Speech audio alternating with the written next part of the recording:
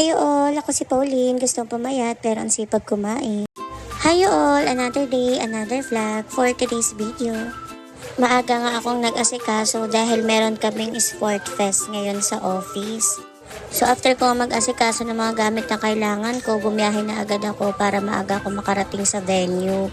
Since kailangan before 7 AM nga nandun na since mag-aayos pa ako ng meals na ilalaban namin para sa event.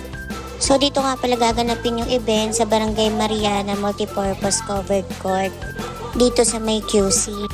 And dito nga kasama ko na si Ate Gemma.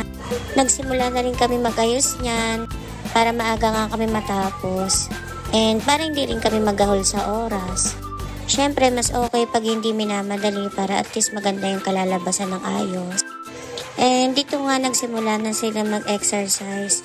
So ayan, nag-zumba muna sila since maaga pa nga yan.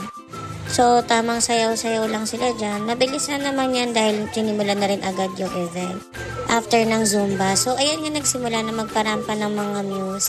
And ngayon nag-iisang muse ko, si Ate Gemma. Plakado, walang tapon. And dito nga nagsimula na yung basketball.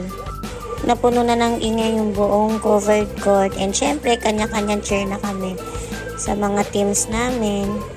Kahit iba-iba pa lang nga kami ng campaign pero pag sa mga ganitong event, nagiging isang team lang kami dahil wala naman kaming ibang susuportahan kundi kami-kami lang din.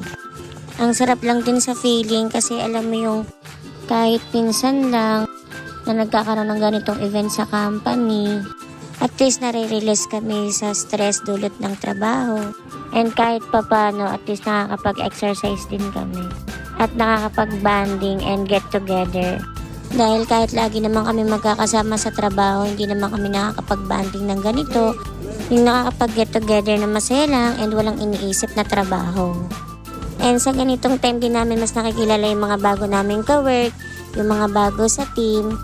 Kaya mas ini-enjoy namin yung mga ganitong moment.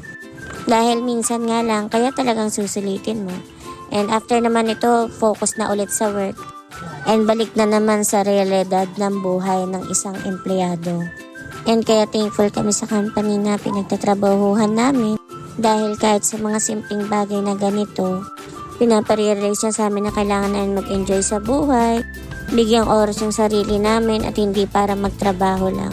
And yun nga guys, nanalo nga kami sa Sport Fest na ginanap ngayong 2025. So yun lang naman guys for today's video. Thank you guys for watching. Bye-bye!